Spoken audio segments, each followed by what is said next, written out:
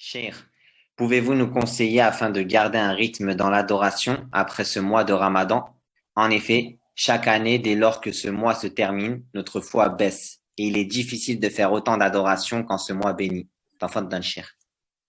نعم en fait c'est un mois que Allah Ta'ala a béni, a privilégié, a fait de sorte que la baraka et alhamdoulilah les gens trouvent يعني, la force pour adorer Allah Subhanahu wa Ta'ala يعني, avec disons c'est يعني, avec une force disons qui n'existe pas dans les autres mois يعني, tout au long de l'année. C'est une ni'ma alhamdoulilah. Et comme vous savez يعني, comme on dit en arabe, on dit dawamul hal min al muhal. Comme ça, on dit, c'est un adage comme ça. Dawamul hal min al muhal. C'est-à-dire que la chose comme ça reste yani, tout le temps, cette position comme ça reste tout le temps, cet état reste comme ça tout le temps, c'est impossible. Dawamul hal min al muhal. Min al muhal, c'est impossible. المهم donc quand le mois de Ramadan va se terminer, beaucoup d'entre nous vont faiblir. Allah subhanahu wa ta'ala nous pardonne. Pourquoi? Parce que la personne met dans son cœur que c'est le Ramadan. Pendant le Ramadan, on doit profiter. Car pendant ce mois, c'est un mois béni, en même temps, il y a Laylat al-Qadr. Donc, automatiquement, quand le mois se termine, la personne commence plus ou moins à faiblir. Car comme j'ai dit que l'état reste comme ça toute l'année, ce n'est pas possible. Ce n'est pas possible. D'ailleurs, je profite pour citer deux hadiths du prophète sallallahu alayhi wa sallam qui vont être comme une petite exhortation. Le premier, où le prophète alayhi wa sallam a dit inna li kulli amalin sharra wa li kulli sharratin fatra. فمن كان فترته إلى سنتي فقد اهتدى ومن كانت إلى غير ذلك فقد هلك. Ce hadith se trouve dans Sahih Targhib de Cheikh Al-Albani et bien sûr dans beaucoup d'autres livres. Donc, il a dit sallallahu alayhi wa sallam inna li kulli amalin sharra. Il a dit il n'y a pas une œuvre qui n'a pas de force, de dynamisme, de tonus. Ensuite, il a dit ولكل شر et chaque force et dynamisme fatra. Chaque force, chaque dynamisme, chaque plus à quoi? À fatra, à un moment de faiblesse. Donc c'est toujours la force, ensuite la faiblesse. Et ça c'est dans tout l'univers, même nous les êtres humains. الله الذي خلقكم من ضعف ثم جعل من بعد ضعف قوة ثم جعل من بعد قوة ضعفا وشيبة. Allah qui vous a créé de force, de faiblesse. Ensuite, après la faiblesse, il a donné une force. Ensuite, après la force, la faiblesse et les cheveux gris. Toute chose commence comme ça, avec force et finit avec faiblesse. La personne aussi commence jeune, ensuite il vieillit. Il commence, il est beau au début, ensuite il est classe, il a perdu sa beauté. Et comme ça. Et la dunya elle-même, elle commence et elle doit finir un jour. Et elle doit finir un jour. Donc, le prophète a dit que toute œuvre, alhamdoulilah, il y a quoi? Il y a la force, le dynamisme. Ensuite, il y a quoi? Il a dit la faiblesse. Mais, ce qui est le plus important ici dans le hadith, il a dit فَمَنْ كَانَ فَتْرَتُهُ, celui qui, sa faiblesse, quand il trouve un peu de paresse, celui qui sa faiblesse est vers ma sunna, celui-là faqad ihtada, celui-là il a été guidé. Car quand on faiblit, qu'est-ce qu'on va faire? J'ai faibli, je vais danser, je vais prendre une guitare. Qu'est-ce qu'il va faire? Ici il dit celui qui va faiblir, mais sa faiblesse sera vers ma sunna, c'est-à-dire il se ressaisit, il se reprend. Il va apprendre sa religion, écouter des cours, celui-là, alhamdoulilah, il sera guidé. Mais celui, le contraire, celui qui, pendant sa faiblesse, il ne viendra pas vers ma sunna, ça sera vers autre chose, il a dit vers autre chose. Il a laissé comme ça en général. Tout ce qui n'est pas vers le din, ça rentre dans autre chose. Celui-là, faqad halak, celui-là, il va tomber dans la perdition à coup sûr. À coup sûr. Pourquoi?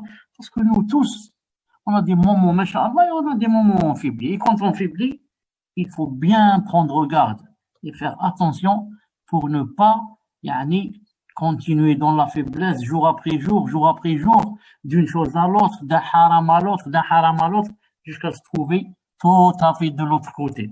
Jusqu'à se trouver loin, peut-être qu'il n'y a même plus la salade.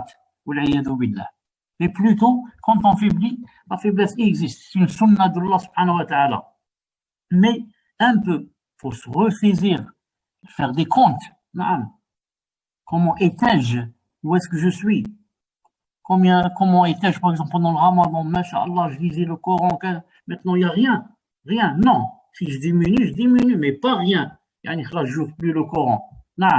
Et comme ça, la personne, yani, même si on prend un carnet et un stylo, et yani, on fait des calculs et on s'analyse. On s'analyse.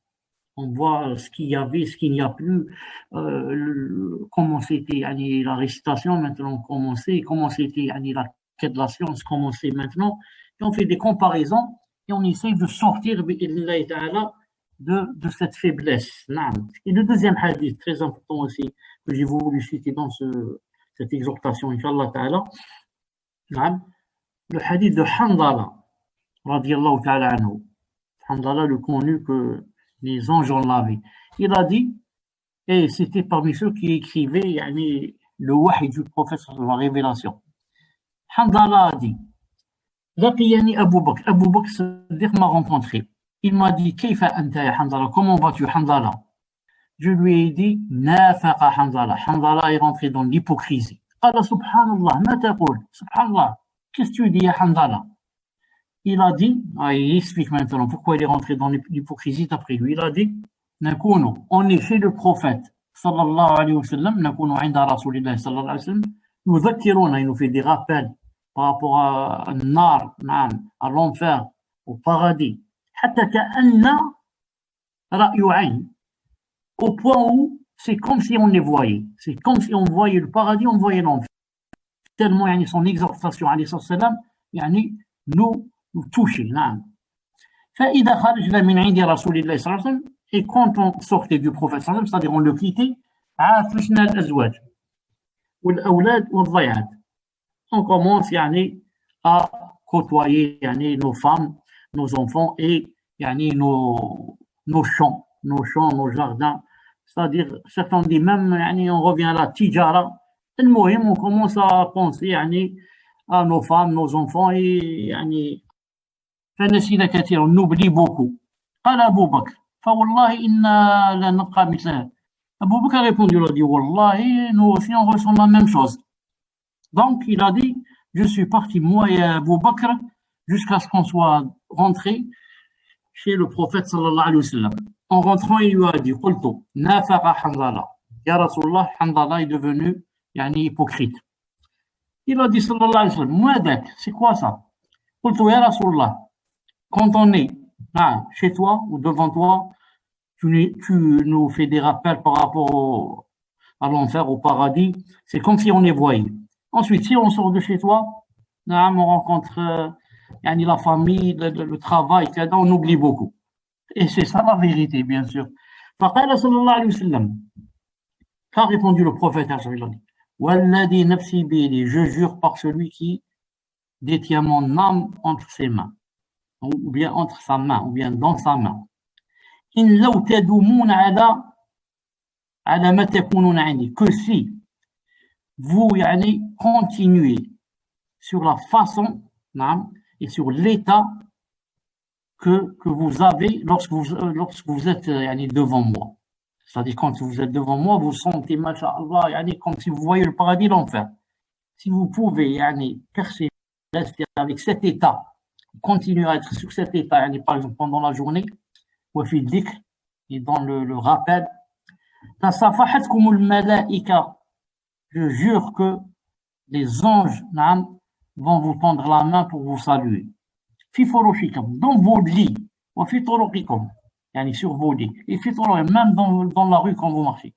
Mais ya Hanzala, sa'a wa sa'a, 3 fois il a dit. Oui, ils vous auraient tendu la main, les anges. Mais ya Hanzala, sa'a wa sa'a. Un moment comme ça, un moment comme ça. Tu peux pas être tout le temps, yani, avec par exemple, cette iman tu sens il veut sortir de ta poitrine, hein, qui t'arrive au gosier. C'est pas tout le temps. Ça, c'est des moments que tu ressens. Hein. Surtout, par exemple, pour les reconvertis, quand c'est, yani, les débuts de la reconversion. La personne, même pour nous qui ne sont pas reconvertis, si on est vraiment dans la déroute et dans le mauvais chemin, ensuite la personne va faire tauba la vraie, tauba nasuh, c'est pas la tauba la vraie, elle va ressentir qu'elle vient de naître de nouveau. C'est comme si elle vient de naître de nouveau. J'étais dans des, comme ça il va ressentir, j'étais dans des, volomètres. ظلمات comment on dit ظلمات يعني dans des ténèbres sur des ténèbres dans un gouffre, dans un puits qui n'a pas de fond. Maintenant alhamdoulilah nour, la lumière يعني je la ressens dans ma poitrine. Mais c'est combien de temps? Ensuite c'est les débuts, ça peut être quelques mois, une année, 2 années. Ensuite la personne commence à faiblir, et à se ressaisir, à faiblir, à se ressaisir. Et comme ça, jusqu'à ce qu'elle arrive à la tombe. L'essentiel, c'est quoi? C'est que, elle se ressaisisse à chaque fois. Sinon, pour dire qu'elle puisse rester comme ça avec l'iman du matin au soir, toutes les années, c'est pas possible. Non. Mais, à chaque fois qu'elle tombe là, qu'elle se ressaisisse. C'est pour ça que le prophète, sallallahu alayhi wa sallam, a dit dans un autre hadith, authentique aussi, il a dit, le mu'min, c'est comme l'épi. Le croyant, c'est comme l'épi. Il y a un vent, le vent, que fait à l'épi? Le vent, qu'est-ce qu'il fait à l'épi? Il le rabaisse. Ensuite, dès que le vent et la pluie passent, l'épi se relève, bi'idnillahi ta'ala. Il a dit comme ça le prophète par rapport aux croyants. Il dit 2 bons, masha'Allah, ensuite les épreuves. Il tombe. Ensuite, l'épreuve passe, il relève la tête. Ensuite, masha'Allah, comme ça, 3 mois, 6 mois, 1 année, hop, il y a une épreuve qui vient, le vent. Il tombe. Là, il tombe, mais c'est seulement sa tête qui se rabaisse. Mais l'épi est toujours à sa place, planté. Ses racines sous la terre. Il a dit contrairement au kafir, sallallahu alayhi wa sallam, il a dit contrairement au kafir. Il a dit le kafir, c'est pas comme un épi. C'est comme quoi? C'est comme l'arbre, le sapin.